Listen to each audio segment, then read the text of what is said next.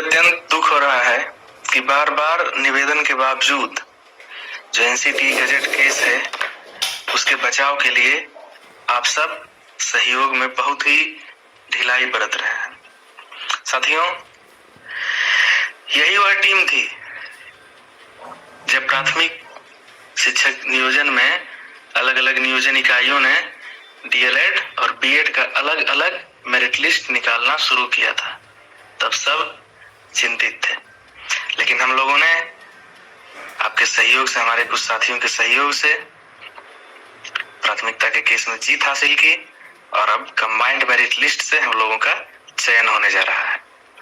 लेकिन NCT gazette challenge का matter जो है उसे सभी लोग हल्के में ले रहे हैं, जो कि बहुत ही निराशाजनक है। साथियों, बार बार आग्रह निवेदन के बावजूद बीएड में एकता की घोर कमी दिख रही है, जिसके कारण यह मामला और भी गंभीर होता जा रहा है। हम लोगों ने सोचा था कि पटना हाईकोर्ट के अच्छे से अच्छे वकील को हम लोग रखेंगे और 2 हियरिंग में इस केस को निपटा दिया जाएगा, लेकिन अभी तक मात्र राहुल जी का जो अकाउंट चल रहा है उस पे केवल 12,000 रुपए आ पाए हैं, जबकि एक हियरिंग में कम से कम 1 लाख सवा लाख रुपया चाहिए अगर हम बाबी गिरी और आशीष गिरी को रखना चाहते हैं, जिन्होंने प्राथमिकता में हमें जीत दिलवाई। लेकिन बारंबार कहना भी अच्छा नहीं लगता और आप लोगों के असहयोग के कारण अब ऐसा भी प्रतीत होने लगा है कि हम लोग आगे बढ़ने में सक्षम नहीं रहेंगे अगर आप लोग का सहयोग नहीं होगा। तो हम लोगों ने पहले ही स्पष्ट कर दिया है कि हमारे जितने भी लीडिंग मेंबर्स हैं स्टेट क्वालिफाइड हैं। अगर हम लड़ रहे हैं तो बीएड की हक के लिए, अस्मिता के लिए, प्रतिष्ठा के लिए। और अगर आप लोग का सहयोग रहा तो कोई जरूरी नहीं है, क्योंकि न तो हम लोगों को नेता बनने का कोई शौक है और न ही इन पैसों से हम लोग करोड़पति बनना चाहते हैं। तो साथियों, आप लोग हल्के में ले रहे हैं, यह बहुत ही दुखद और चिंताजनक विषय है। इस मोड़ पर आकर, जबकि 1 सप्ताह में काउंसलिंग का डेट आने वाला है, बार-बार शिक्षा मंत्री न्यूज चैनल पर आकर के स्पष्ट कर रहे हैं कि शीघ्र ज्वाइनिंग करवाई जाएगी, बहाली प्रक्रिया को पूरी कर ली जाएगी। और अगर अभी स्टे लगता है या फिर बीएड किसी भी कारणवश बाहर होता है तो आप स्वयं को माफ नहीं कर पाएंगे। साथियों, जंगल में एक बार आग लगी थी। बहुत सारे जीव जंतु, पशु पक्षी जंगल से बाहर जाकर उस आग को देख रहे थे और एक चिड़िया नदी से पानी भरकर अपने चोंच में उस जंगल पर डाल रही थी, उस आग पर डाल रही थी। तो कुछ लोगों ने मजाक उड़ाते हुए कहा कि अरे ओ चिड़िया, क्या तुम्हारे चोंच के इस पानी से जंगल की आग बुझ जाएगी? तो उस चिड़िया ने कहा कि जब इतिहास लिखा जाएगा तो आप लोगों की गिनती बस मूक दर्शक में होगी, जबकि मेरी गिनती आग बुझाने वाले में होगी।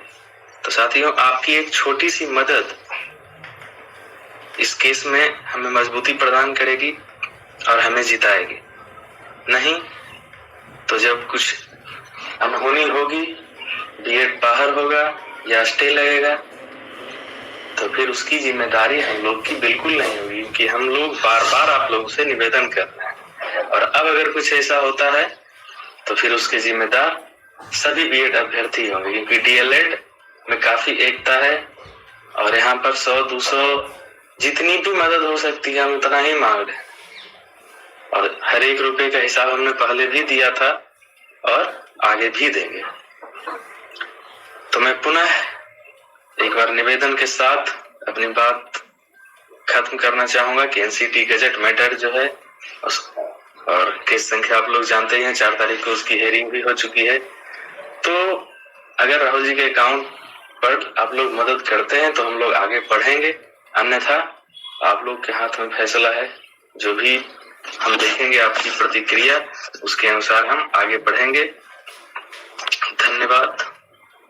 बार बार निवेदन के बावजूद जो एनसीटी गजट केस है उसके बचाव के लिए आप सब सहयोग में बहुत ही ढिलाई बरत रहे हैं। साथियों, यही वह टीम थी जब प्राथमिक शिक्षक नियोजन में अलग अलग नियोजन इकाइयों ने डीएलएड और बीएड का अलग अलग मेरिट लिस्ट निकालना शुरू किया था।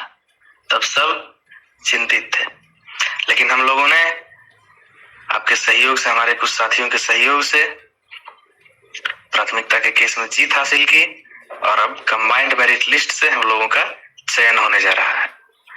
लेकिन एनसीटी गजेट चैलेंज का मैटर जो है उसे सभी लोग हल्के में ले रहे हैं, जो कि बहुत ही निराशाजनक है। साथियों, बार बार आग्रह निवेदन के बावजूद बीएड में एकता की घोर कमी दिख रही है, जिसके कारण यह मामला और भी गंभीर होता जा रहा है।